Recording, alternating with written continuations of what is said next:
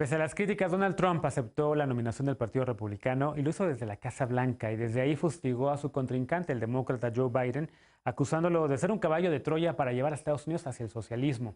Y no fue el único en decirlo. Prácticamente todos los oradores, empezando por 4 de sus hijos, de sus 5 hijos, apuntaron hacia el socialismo como el principal peligro de Biden, lo cual, por supuesto, es mentira. Veamos el contexto. Con Joe Biden vendrá un desastre, señaló el presidente Donald Trump, quien advirtió que el demócrata Biden es un caballo de Troya para el socialismo. A diferencia del Partido Demócrata, desde el primer día de su convención, el Partido Republicano nominó a Donald Trump como su candidato a la presidencia de Estados Unidos. 336 delegados se reunieron en el centro de convenciones de Charlotte, en Carolina del Norte, para realizar su convención nacional. Ayer, desde la Casa Blanca, Trump aceptó formalmente la nominación y una vez más acusó a los demócratas de intentar robarse las elecciones mediante la votación por correo.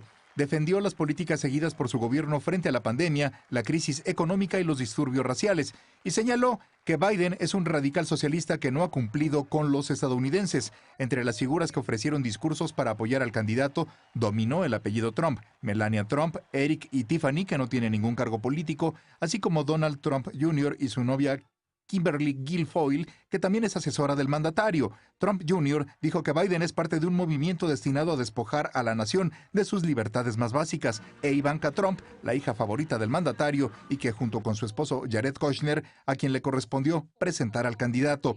El mismo día del arranque de la convención, al menos 20 ex legisladores republicanos manifestaron su apoyo a Joe Biden, así como 73 ex oficiales de seguridad nacional republicanos, incluyendo ex jefes del FBI y de la CIA, que consideraron que Trump no es apto para ejercer el cargo. Punto y contrapunto.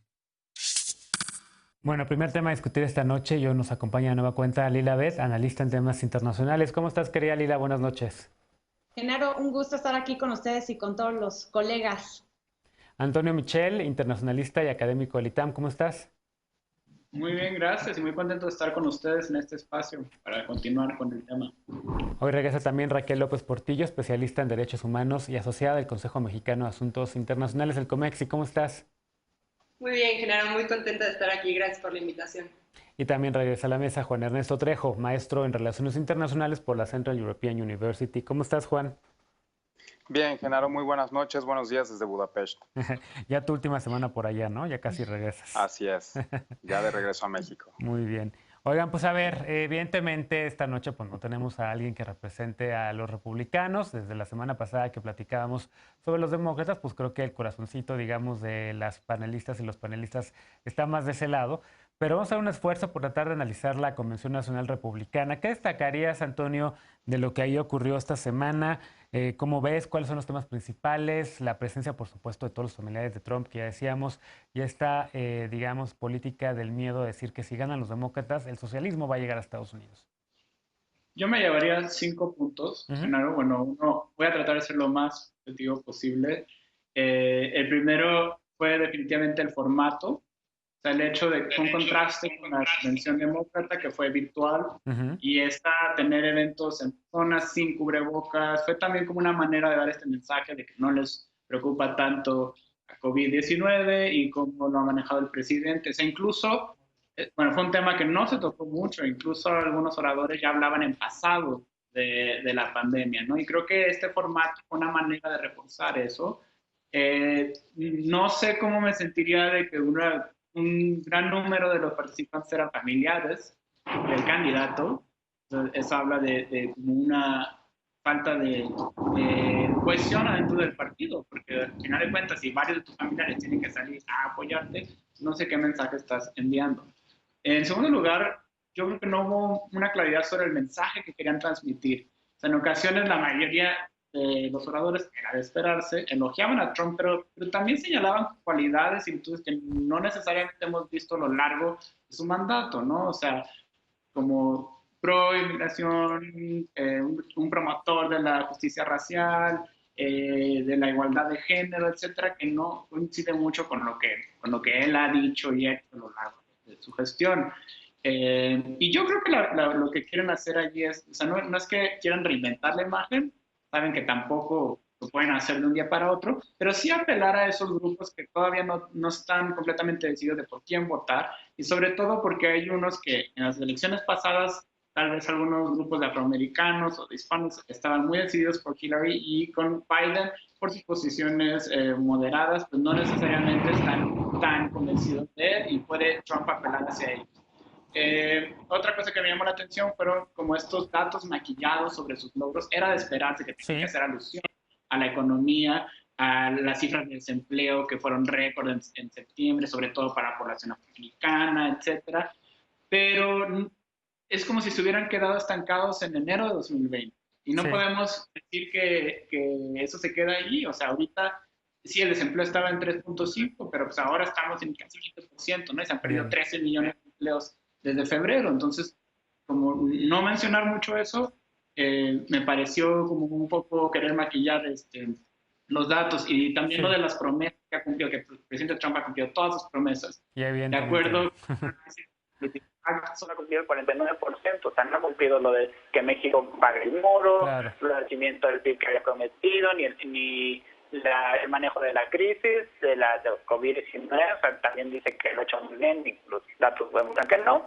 Bien. Y por último, o sea, bueno, plasmaron a Biden-Harris como lo que decían al principio, como un dúo de socialismo que se va a privar a los estadounidenses de sus derechos, les va a tocar sus armas, va a querer absorber todos los servicios de salud, va a querer quitar los fondos a la policía, cuando no son ciertos. Las declaraciones de Biden han demostrado lo contrario. Claro. Y finalmente algo muy importante que... Rapidísimo, porque ya te comiste tus 2 minutos. Sí.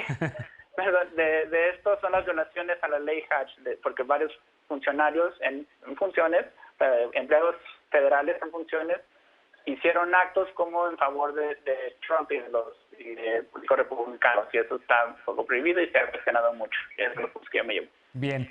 ¿Coincides con esta lectura, Raquel? ¿Qué destacarías tú de la Convención Nacional Republicana? Coincido con varios de los puntos que menciona Antonio. Me parece interesante además como la transición que decidieron tomar, el orden de los días de la convención, primero planteando este peor escenario, este futuro distópico en el caso de que Joe Biden sea electo, y pasar después hacia una imagen como de Donald Trump como un mesías salvador, el elegido no solo para componer todos los problemas de Estados Unidos, pero también incluso me parece que mencionó algo como la antorcha que va a iluminar al resto del mundo, y para transicionar y finalizar hacia una versión sumamente tergiversada de las acciones que ha realizado. Creo que finalmente todos conocemos a Trump, creo que ya es poca sorpresa la que nos puede dar, nos esperábamos algo así.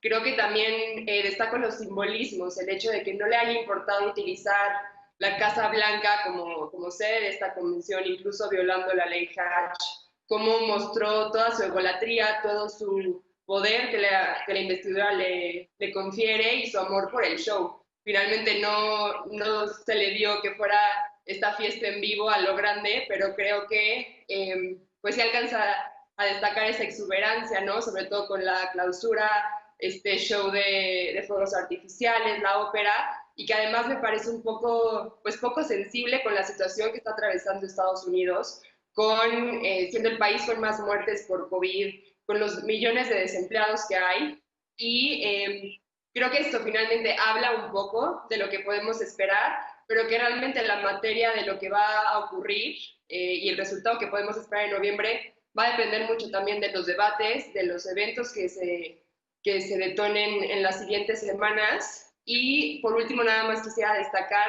esta pregunta que hace Mike Pence, ¿a quién le confiarían, a quién le darían la confianza para reconstruir el país? Y creo que esa es la pregunta base que tiene de momento el electorado.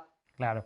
Lila, yo creo que para ti es mucho más difícil tratar de ser objetiva respecto a la Convención Nacional Republicana que para el resto, pero a ver, ¿qué destacarías? ¿Tienen o no una narrativa coherente con lo que ha ido el presidente Trump proponiendo? ¿Está otra vez dirigiéndose a sus bases, las que lo llevaron a la Casa Blanca en el 2016? ¿Qué te gustó? A ver, así objetivamente, trata de ser objetivo. No, sí. A ver, a pesar de mis preferencias personales, me parezco que sí puedo hacer un análisis objetivo. A ver, me parece que sí fue un muy buen mensaje el que emitió, por ejemplo, el vicepresidente Mike Pence, incluso su esposa Karen Pence, dieron un gran mensaje de decir, sabes, lamentamos las muertes por COVID, logró Mike Pence dentro de su profesionalismo político emitir un mensaje alarmista de que si llega Biden y los demócratas, pues que esto se va a convertir en un estado socialista.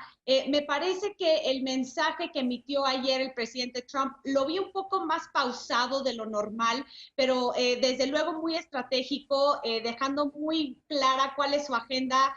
Lo más interesante a mi parecer, Genaro, es que están tratando de reinventar una narrativa como si están deshaciendo lo que fue los 3 años y medio del gobierno de Donald Trump. Lo vimos con los distintos participantes y ponentes durante el transcurso de la semana, con afroamericanos que decían que Trump no es racista, con mujeres que decían que está a favor y pro de los derechos de la mujer, con grupos minoritarios en donde dice que ahora está a favor de la migración, cuando hizo esta ceremonia naturalizando a varios migrantes en la Casa Blanca, tratando de rehacerse en esta contienda electoral que es muy distinta a la del 2016, cuando él se presentaba como un líder fuera de la estructura política tradicional de Estados Unidos. Pues ahora se le va a juzgar con los 3 años y medio de que ya estuvo en el poder. Pero me gustaría resaltar un tema aquí que se me hace muy importante. El primero es que el Partido Republicano no presentó una nueva plataforma política, mantiene la del 2016, mandando un mensaje claro,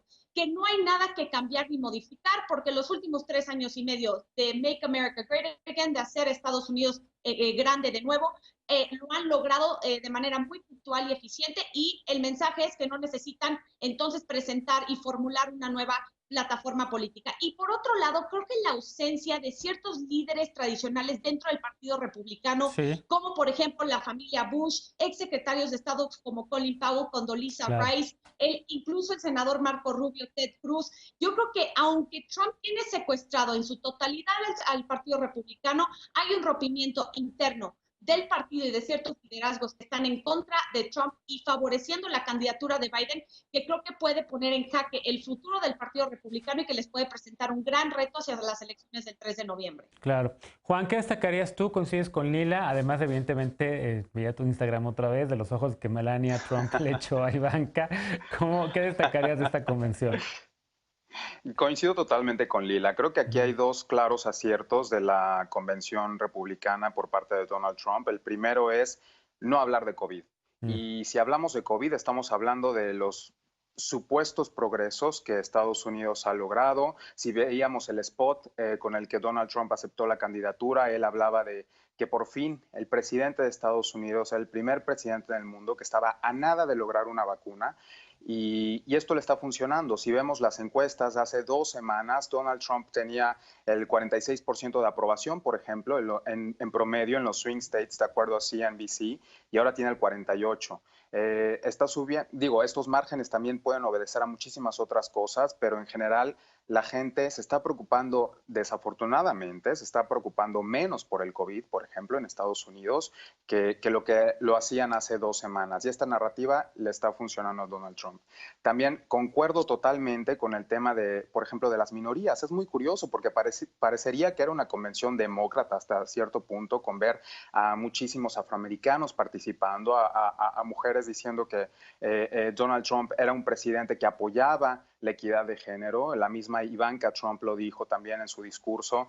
Y sin duda alguna a mí también, por ejemplo, me saltó mucho ver al ex embajador de Estados Unidos en Alemania y ex colaborador de la misión de Estados Unidos en la ONU, a Richard Grenell, hablar, por ejemplo, de que Donald Trump era el presidente que más había apoyado en toda la historia de Estados Unidos a la comunidad LGBT, cuando sabemos perfectamente que la administración de Donald Trump ha sido enemiga número 1, por ejemplo, de la comunidad LGBT, por ejemplo, en Estados Unidos. Entonces, pero el simple hecho de presentar estas minorías creo que sí obedece al factor de que Donald Trump se está acercando hacia el centro.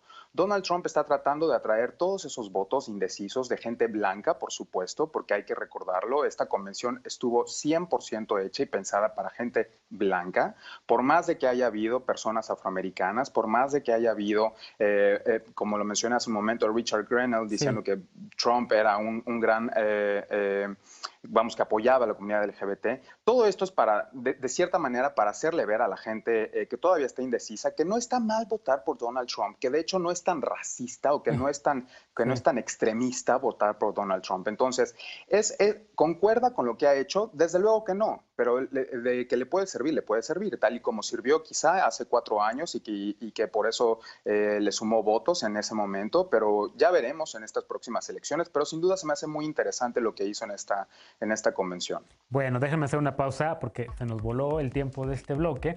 Es una pausa, vamos a regresar con otro tema también referente a la Convención Nacional Republicana. Un 75% de los republicanos hoy piensa que Estados Unidos está mejor con Donald Trump. 49% de votantes blancos prefieren a este presidente. ¿Tiene la fuerza suficiente Trump para ganar o necesita el voto latino o realmente lo van a sacar a la Casa Blanca? Volvemos con este tema, no te vayas.